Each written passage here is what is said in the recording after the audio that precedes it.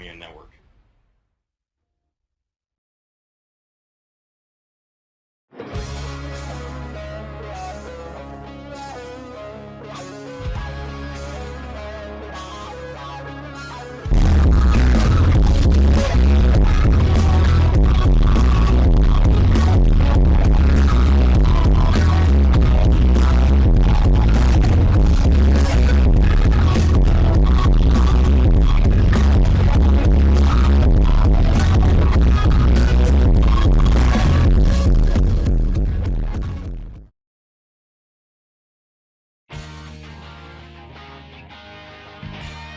Boy howdy, and welcome to week number 1 of the NASCAR Amino Reenactment Ragefest here at Daytona International Speedway.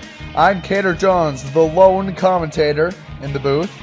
We may be a bit short on commentators, but guaranteed not to be short on action because 24 drivers await on pit road and in the garage area. And it's kind of funny because they have no idea what they're getting themselves into right now. 12 pairs of teammates in the Ragefest will be tasked with accurately recreating crashes from real life. There will be 2 race-offs that start each week of action, and they will feature 1 teammate from each team. After race-offs conclude, the actual reenactments of wrecks and famous moments in NASCAR history will begin. The poorest team reenactment of the week will result in elimination from the series, and that is based on a judging panel that scores each reenactment. So these pairs of teammates will have to work very well together throughout competition. Let's meet the field, presented by Jenga. Giancarlo Urenda, they call him Big G. He's in familiar colors in the Longhorn Steakhouse 04. He'll be with Patrick Roden in the number 3 Performance Plus Ford throughout the competition. The PPG Paints Pride car, the 09 of Kylie Greider, will join the 75 of JD Trademark, God of NASCAR Amino. Brian Leon, big Suns fan, driving the Sunny D machine, and also an NBA fan, basketball fan in general, James Omaki in the 23 Hertz car. How about Demo Redneck driving the number 4 Mobile One car, big Kevin Harvick fan, will be alongside his good old friend Chris Black and the number 14 Peak Antifreeze machine. Next up, we got an iconic duo. It is the number 8 Lumar machine. Different colors for this man. It's Zach Stern alongside the iconic 24 Exalta machine. Tanner Campos will be driving after his idol Jeff Gordon and current favorite William Byron. Pretty hot if you ask me. Justin Ricci idolizing Jimmy Johnson with his number 12 Lowe's car. He will be teammates throughout the competition with the number 28 of Tyler R. Eugene King, one of the dumbest names in the field. Caleb Marinelli in the M&M's machine. He's never driven an M&M's car, but here he is now, and it looks great. And then we got the number 83 he'll be teammates with, Brandon Bobby Joe Queso III Allen. Then we got big Eric Jones fan, yeah, that's his name, Eric Jones fan, Dylan Jones in the number 20 Stanley Tools car with the number 48, Ethan O'Connor. How about the number 21, Roberto Crown Jr.? Very nice looking car with those gold numbers on the Kelly Blue Book machine. He'll be alongside the number 26, Alan Mooch, the Procore car. How about the Gatorade boy, Gassy Toddy, Evan Toddy in the number 32 Aris car. Will be teammates with the number 88, Jacob Wario, big Chris Buescher and Dale Jr. fan. Mix of both worlds there, the number 88 on a Fastenal car. NASM's champion, Raven Dagan, will go throughout the competition with the number 37 of Caden Bishop. I think they'll be a pretty good duo with together. We'll have to see how they reenact crashes. And then we got our final duo to introduce, Seth Peters in the number 78 Discount Tire Ford with the number 94 of Logan Speed, the Outback Steakhouse machine, big Matt Crafton Sim. We'll now go trackside for the command, as on the right side of the screen is the race-off number 1 starting grid. Drivers, start your goddamn engines! Oh yeah, sexy command right there as Dylan Jones and Giancarlo Urenda will be the front row for this first race-off. And there's our pace car, Yoshi. Man, I love Yoshi. Great selection for the pace car. Wouldn't have wanted any other pace car here in the Reenactment Ragefest. Here's how things are going to work. This is a multi-reenactment week, which means teams are assigned a variety of different reenactments to perform one reenactment per team. And they also vary in difficulty. So the purpose of these race-offs is to determine which teams get the easier and harder reenactments. So perform well, and you may just end up with an easier reenactment. The race-off format will have 3 laps in each of the 2 shootouts, with the highest cumulative finish by a team across both race-offs. They'll be assigned the easier reenactments, while the lower cumulative finishes result in tougher reenactment assignments as determined by the judge panel.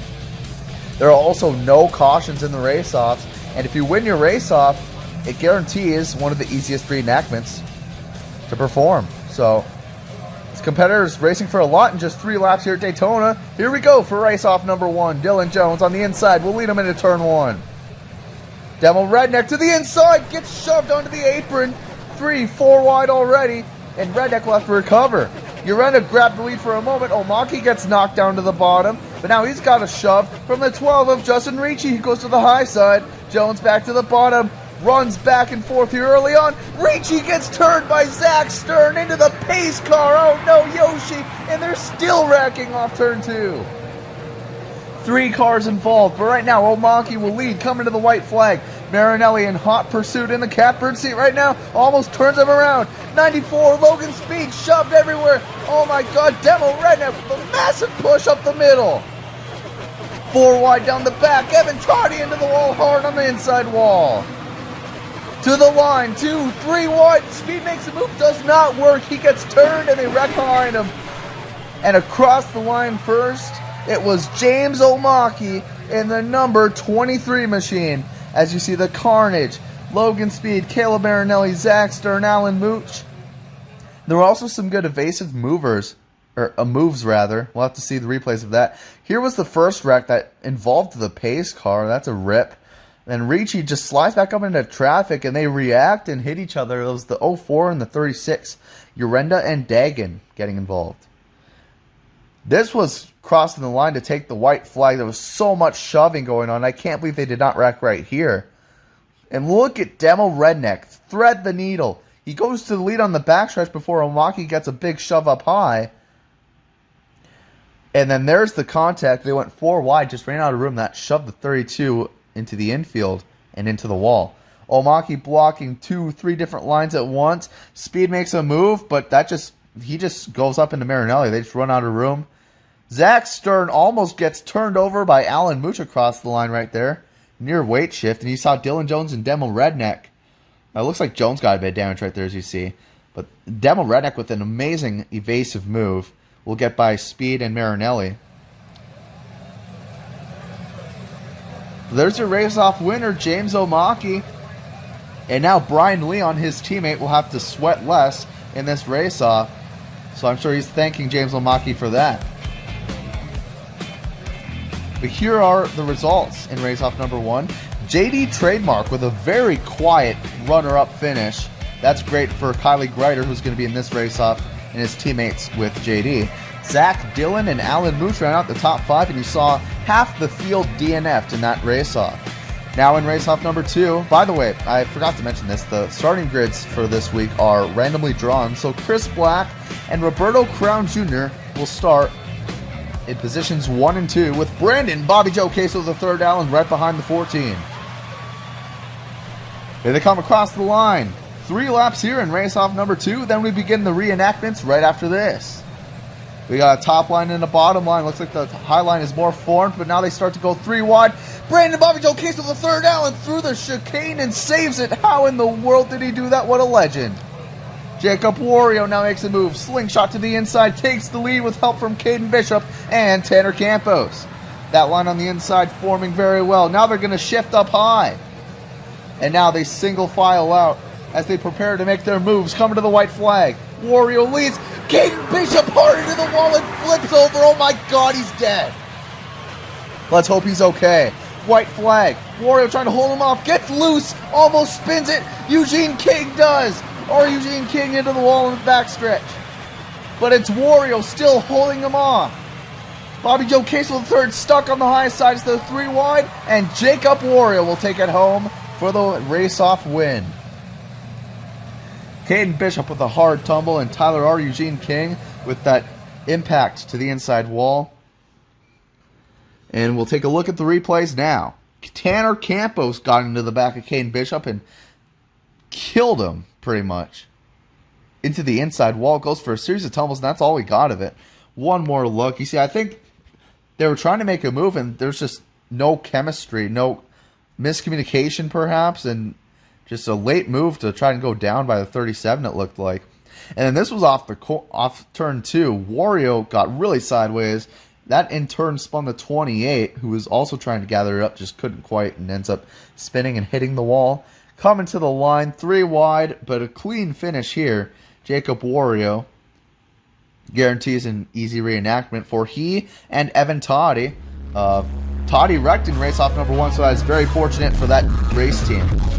We're heading to break. Stay tuned. Reenactments begin after this.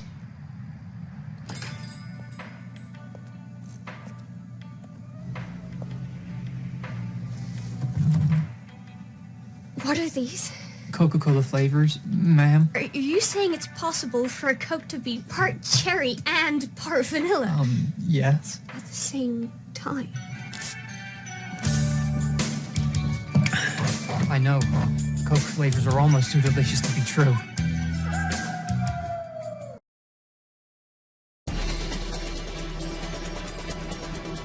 The first team of the day will have to reenact the contact between Tony Stewart and Kurt Busch in the 2007 Daytona 500. One driver will have to tag their teammate and touch front tires, with driver A shooting into the wall head-on and driver B slamming into the retaining wall with the right side. Our statisticians gave this a 2.5 out of 5 on the difficulty gauge. This is rated to be the easiest reenactment of the day, but doesn't necessarily mean it will be a cakewalk, especially only given one attempt to achieve perfection. In 2006, Stewart shoved Kenseth to the infield in a scary slide back up the track. Luckily for the driver that has to replicate the slide, they won't have to worry about the pack of hard-charging cars dodging them. The difficulty gauge on this one is 2.7 out of 5. The spinning car will have to slide up the banking backwards and hit the barrier as gently as possible. Kyle Busch's bad block off Tony Stewart's nose, god dang, Tony's in all of these, sent Kyle hard into the wall, getting air in the process. The team assigned this reenactment will only have to simulate Busch's initial impact with the wall, and not any of the other impacts that occurred afterwards. Difficulty, 3.0 out of 5. Remember when Corey LaJoie nearly made Clint Boyer crap his fire suit in the 2017 Daytona 500? Well, now, a team is going to have to recreate Corey LaJoie's poor excuse of a pit road entry. Car A is going to have to fly by Car B, missing contact by mere inches, with Car A proceeding to smash into the outside tri-oval wall. The difficulty gauge puts this incident at a 3.1 out of 5. If driver A accidentally smashes into driver B, that will be a massive blow to the team's accuracy score. This reenactment will be easy to begin, but physically rough on one driver's body. One team will have to replicate the brutal crash endured by Miguel Paludo in 2012. This wreck does not necessarily require two cars to perform, but Car A can try and use aerodynamics to suck Car B around and into a slide down the turn 4 apron. Car B will have to impact the wall with enough force to get all 4 tires off the ground in a 360. The difficulty gauge gives this a 3.5 out of 5.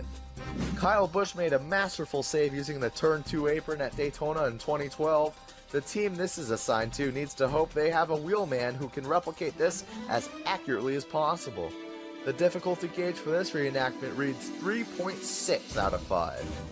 Driver A will have to manipulate the air around driver B just as Stenhouse did to Gilliland in 2018 to send them sliding around and into the wall in turn 1. Not to mention, driver A will also have to get by unscathed. Although this appears to be simple, this is a very technical wreck to replicate. Difficulty 3.7 out of 5. Here's a classic, 1979 Yarborough vs. Allison. The two collided multiple times down the backstretch as they tried to win the Daytona 500. Once the contact became too much, they both slid into the outside wall. This will be a tricky one to replicate due to the coordination required for both teammates to hit each other and lose control in sync. Difficulty 3.9 out of 5. Another physically straining crash involving Patrick Sheltra. For this reenactment, Car A will have to slam ungodly hard into Car B. Car B won't have another car to initiate the spin, so they'll have to do a self-spin toward the outside wall, and pray that they don't die when their crashing buddy makes impact. Difficulty 4.2 out of 5. Bobby Labonte made a miraculous save in 2010 Daytona 500 practice. Now someone will be tasked with doing the same. Starting out a slide toward the inside wall at high velocity, can the assigned team get one of their drivers to steer away and avoid contact by mere inches? The difficulty gauge reads a 4.3 out of 5. Another classic finish back from 1976 featuring Petty and Pearson. This battle to the line will be challenging to articulate as both drivers will initiate contact and both drivers will go into their own complex spins. Driver A will crash and spin to the infield while driver B will attempt to gather the car but also end up wrecking and falling short of the line. There are many factors involved in accurately pulling this off, giving it a difficulty of 4.5 out of 5. The toughest reenactment of the day will be performing a weight shift flip in the style of Regan Smith in 2015. Getting the car to turn over is one thing, but getting it to barrel roll one singular time lies in the hands of Lady Luck. The car that flips their teammate will also need to initiate a self-spin to get in position for weight shifting the other car over. Difficulty, a whopping 4.7 out of 5.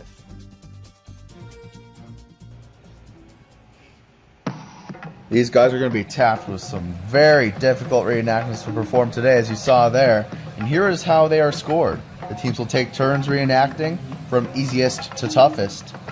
And the judging panel will score based on how accurate they think it is, and those will be revealed in the elimination ceremony later on. And here are the assignments.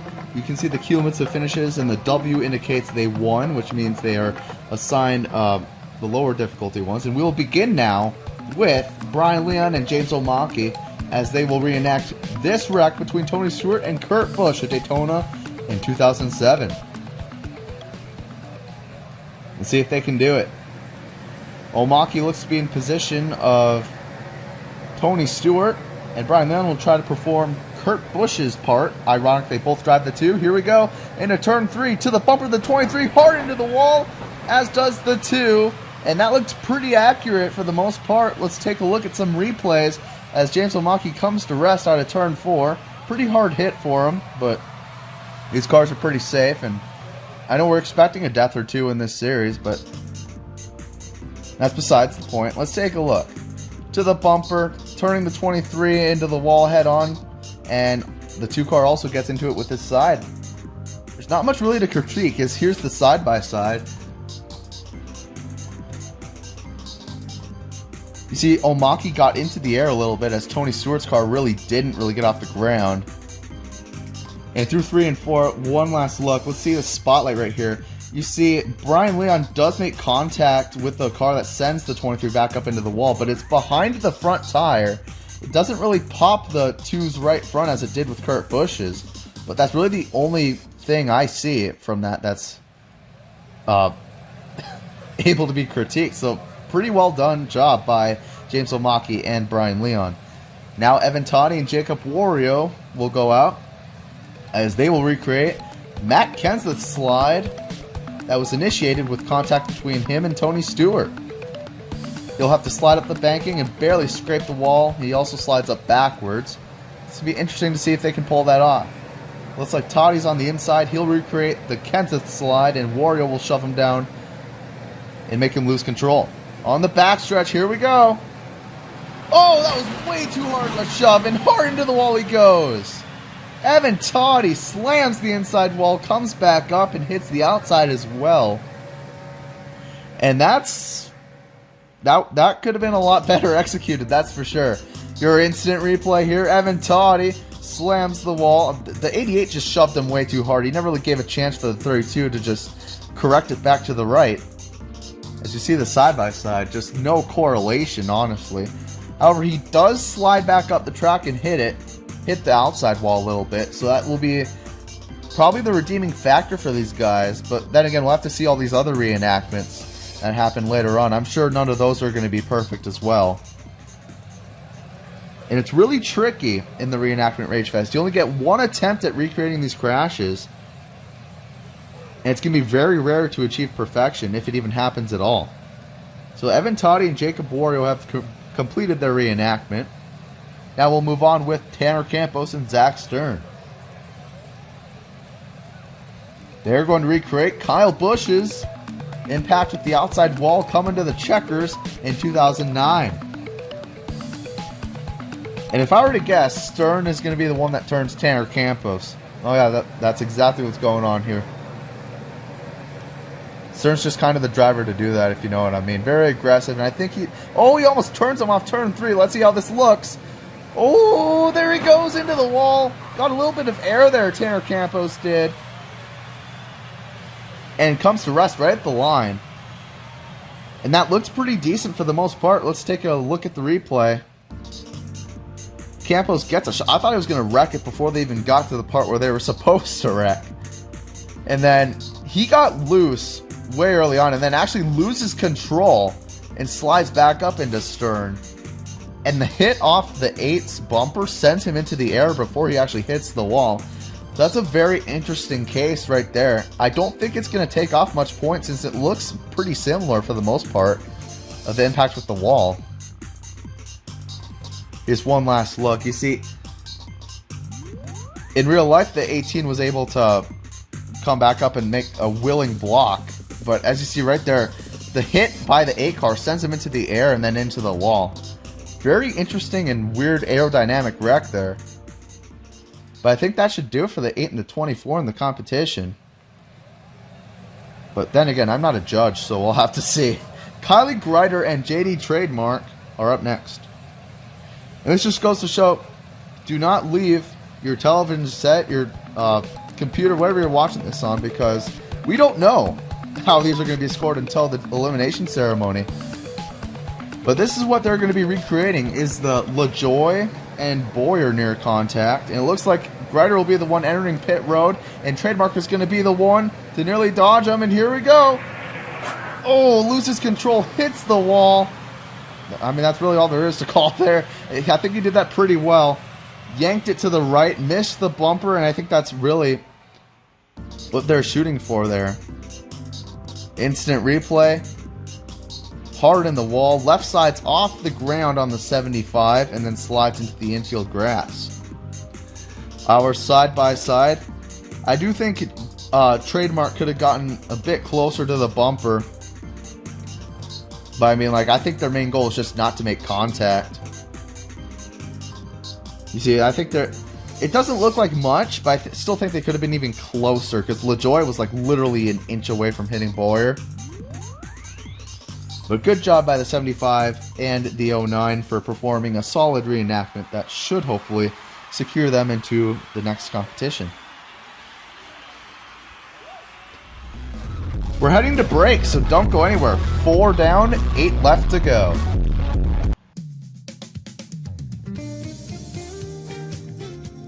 Oh God. Oh, this is some hot Tuscan chicken pasta. I need something to drink. Oh my God. Look at this. Pazzo. It's backwards because it's an inner camera. We have terrible funding for this commercial. That's besides the point. Oh, I don't know how this got here. But man, giant peach. You know what? I think that's pretty good. I think I just want to...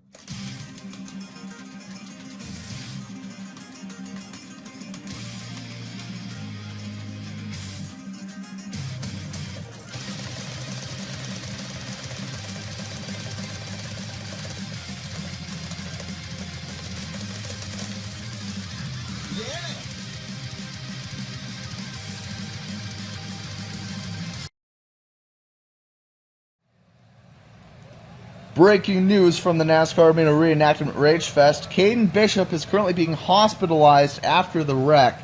He will be out for this week of competition.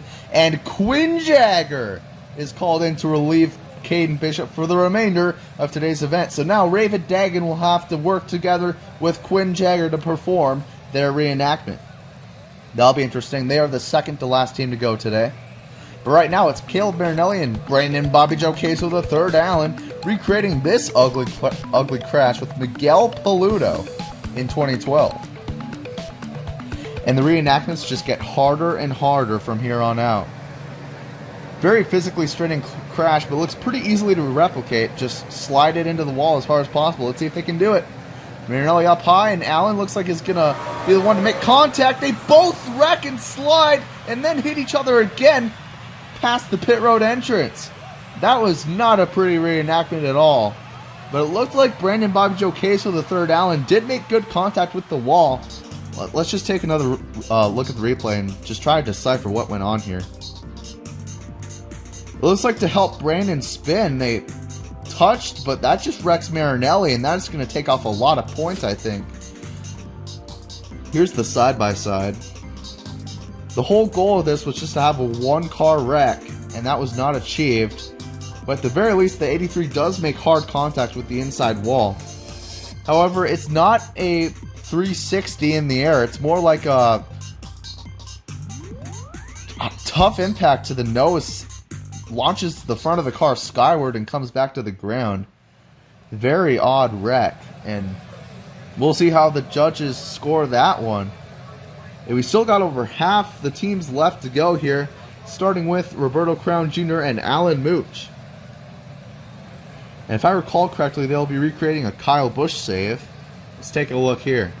That is in fact the case. 2012 shootout. This is his first save of two he made on the night.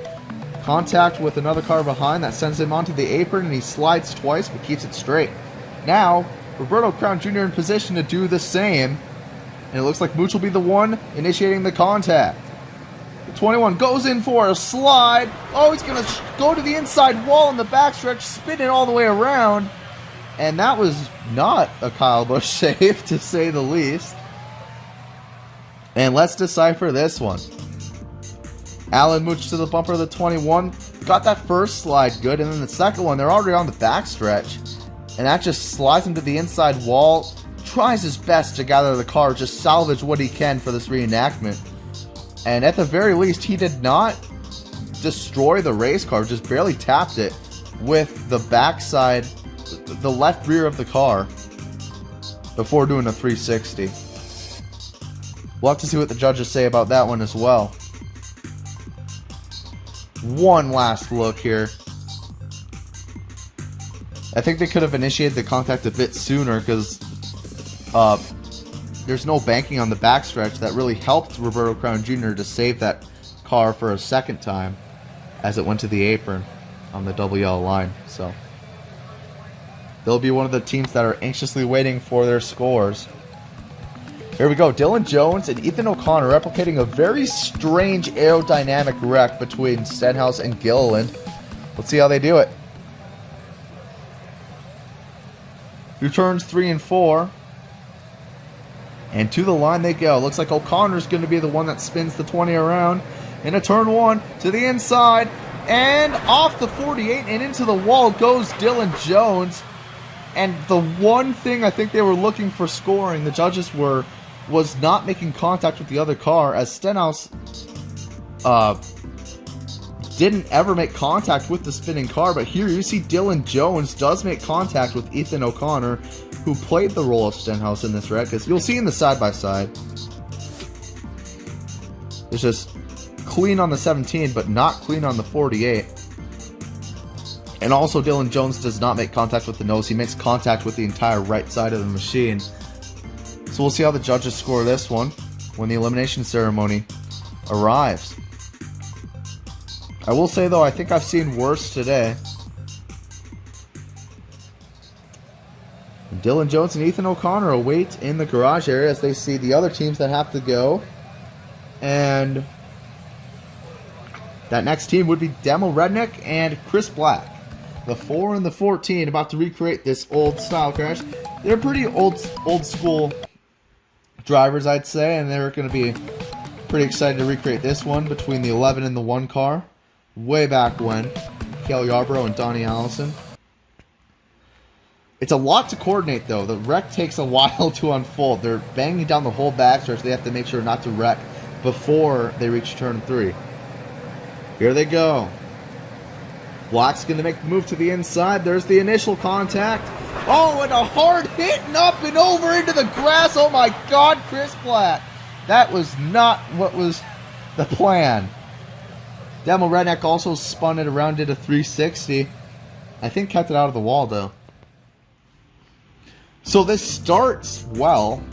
The initial contact looked good, and then Chris just goes in way too... Oh gosh, look at the flipping.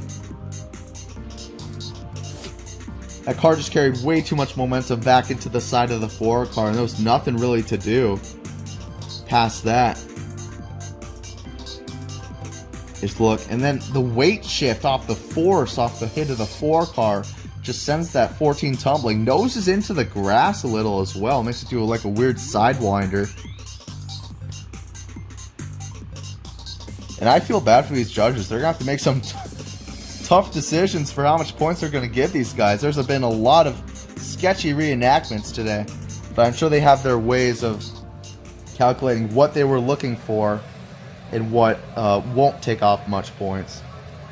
That's why you got to stick around to the end to see which team will be sent home in the Reenactment Ragefest. Let's take one more break and we'll see the final 4 reenactments after this.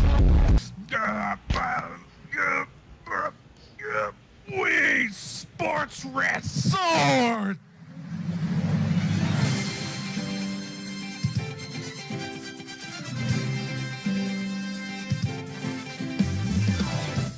In this epic game of fitness, you can get fit on a resort. I sure am skydiving. Air sports. Golf. Oh, balls Mahoney. Sword play. Get fucked.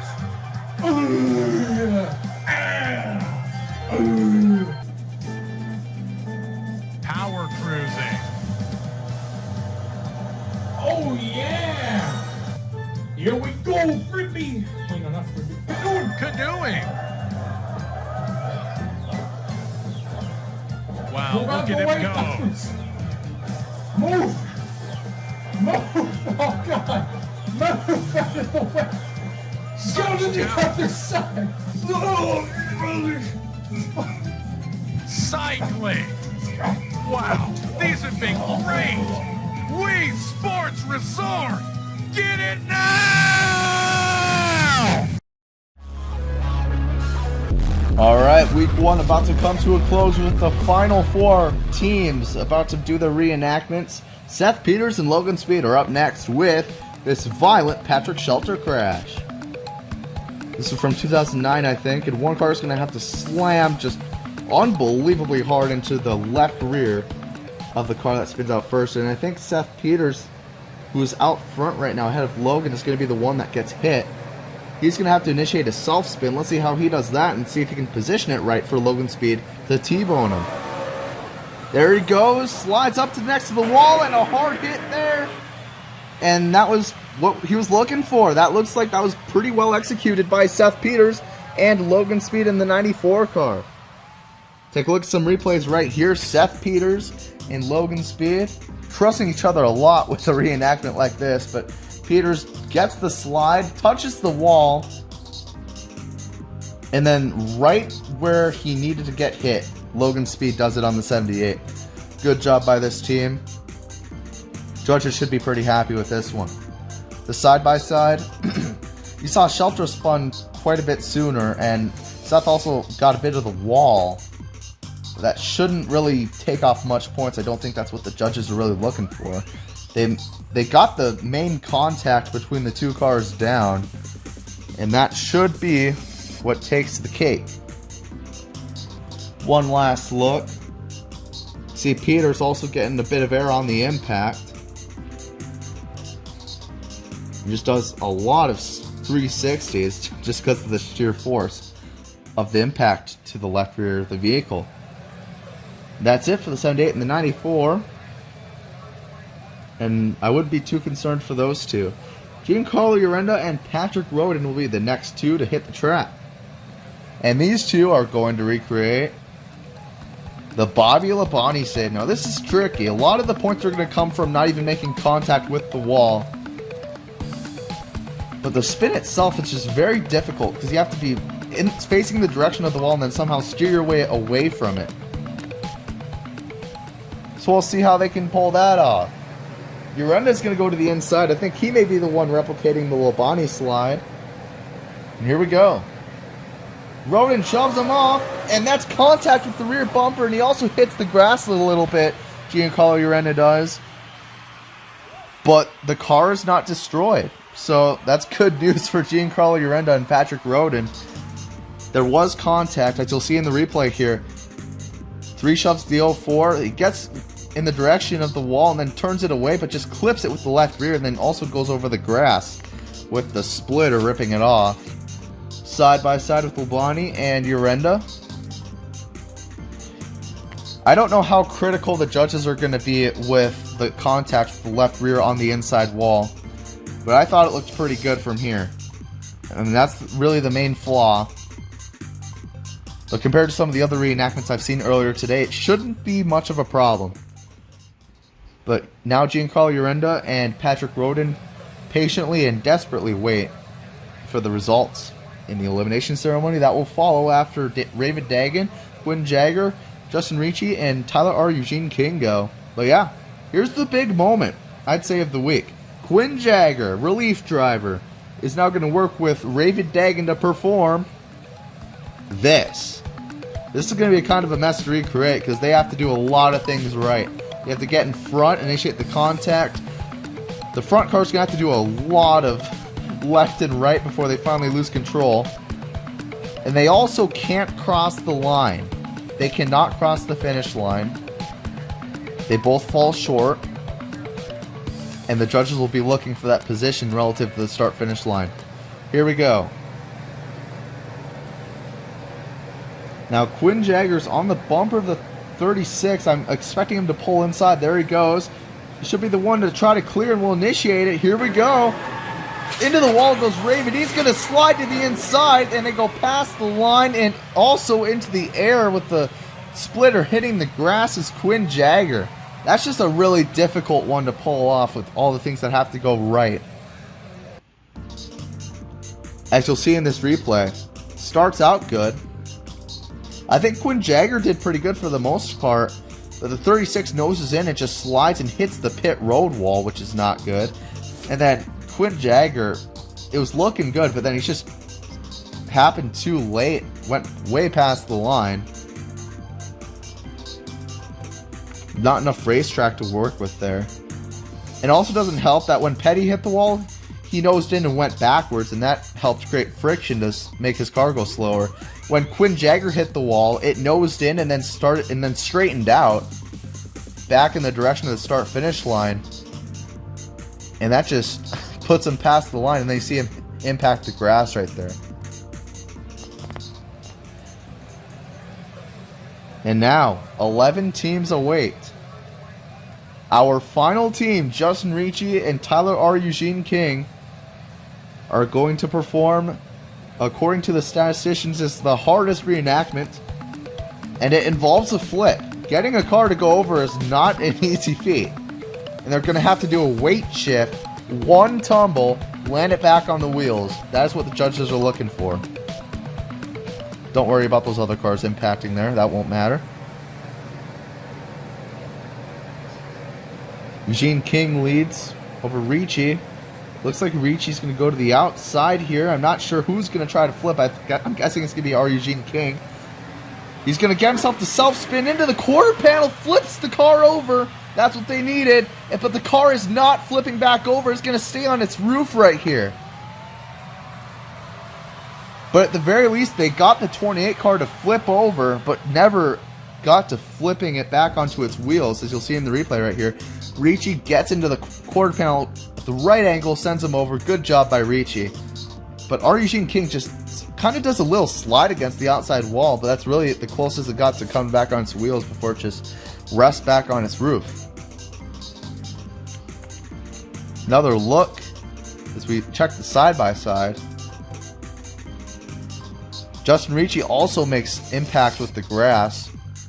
Been a lot of splitter damage in the last few reenactments with the infield grass. I don't expect that much, or to take that much points off. And R. Eugene King goes for a ride. You see the splitter damage there on the 12. And they could not get that car back over, but not sure how critical the judges will be with that. And now we await.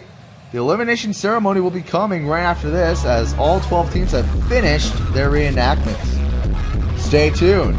We'll find out who goes home right after this.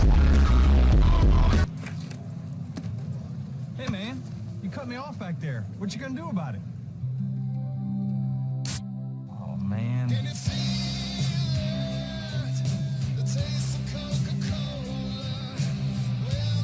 Fine, fine.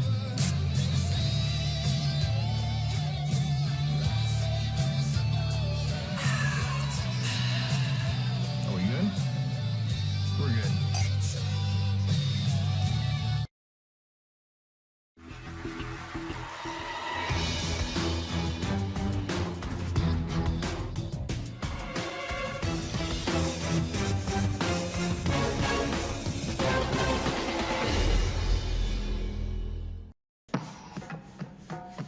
Welcome to the first ever Reenactment Ragefest Elimination Ceremony.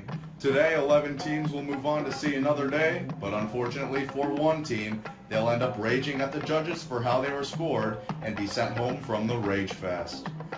All 12 of the 3 judges' scores are in, and your official scores I will be announcing today is the point average the 3 judges ranked you and your teammate during your performance. Once again, the highest score you can achieve is 100 points. One by one, I will announce the scores from highest to lowest, and I will toss both you and your crashing buddy one of these dinos that are all named Mikey. Let's begin, shall we?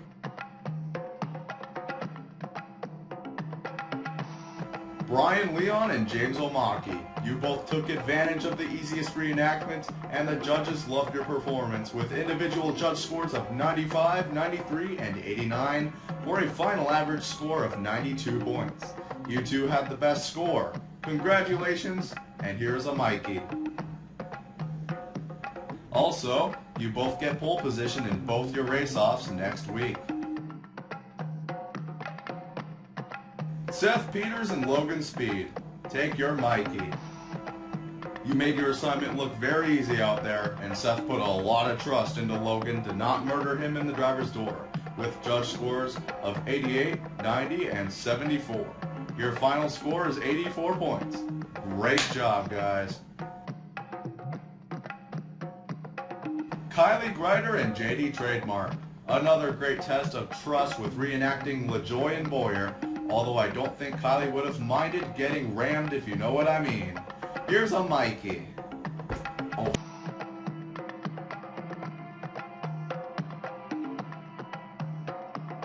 Zach Stern and Tanner Campos. Judges said there was a lot of close calls and minor flaws, but you still managed to make it look accurate in retrospect. Judges gave you a 75, 66, and 47, coming out to be a final score of 63. Good job, you two. Mikey will be happy to get to know you.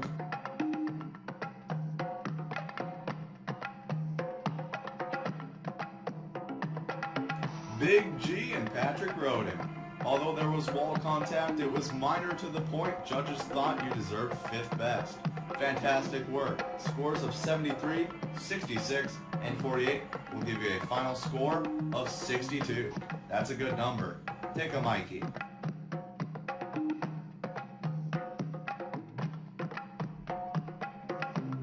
Dylan Jones and Ethan O'Connor. The judges did not like the car-to-car contact, but you managed to get scores of 60, 45, and 37. Your final score is 47. Breathe easy because you're both safe. Oh, and don't forget to take care of Mikey. Roberto Crown Jr. and Alan Mooch. 2 judges thought your performance was mediocre, and the other thought it just flat out sucked. But nonetheless, you're safe with scores of 54, 47, and 23. Final score, 41. Take good care of Mikey.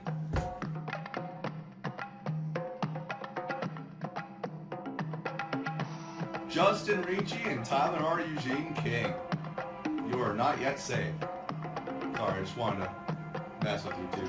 Oh, alright, anyway. Raven Dagan and Quinn Jagger. The incident with Caden Bishop was unfortunate, but you two worked well enough together to survive elimination. Good job. Scores of 52, 33, and 32 earn you a 39. Quick catch, and we will see if Caden returns for the next week. You two, take a Mikey.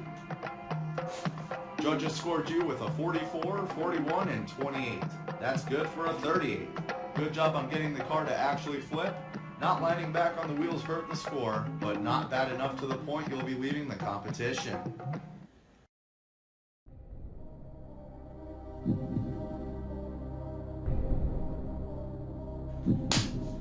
Oh boy, the final three. Let's take a final analysis before we find out the eliminated duo. Demo Redneck and Chris Black.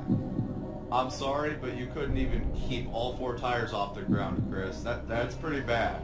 I weep for your score. Caleb Marinelli and Brandon Bobby Joe Queso III Allen. That wreck was almost as prolonged as the name Brandon Bobby Joe Queso III Allen. You also got a car involved that shouldn't have even been involved in the first place. Whoopsie daisies. Evan Toddy and Jacob Wario. The Lord giveth, the Lord taketh away. That was a flat-out monstrosity. I'm sorry, but for an easy reenactment, that was just pure suck. Have pity on your souls. And whoever I give this Mikey to next, better straighten out their act for next week.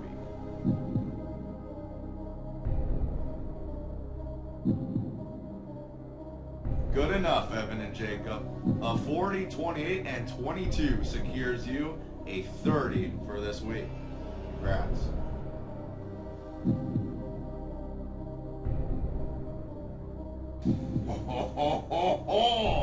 I'm sensing some rage in the next minute from one of you two poor teams. Listen, at the very least, all four of you tried. And it just didn't quite work out now, did it? That's life for you. But luck is about to strike one of you two teams in the form of Mikey. And without further ado, the recipients of the final Mikey go to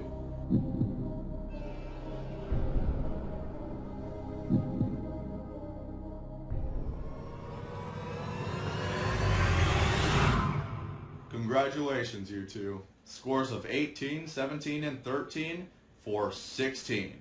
See you next week. Alright. Caleb Marinelli and Brandon Bobby Joe Queso III Allen. What a shocker. And only by a single point, too. The judges scored you both with a 22, 13, and 9. Your final score was 15. Guess you should have aimed for an 83 instead. Oh, I'm funny. I did a car number though. Whew.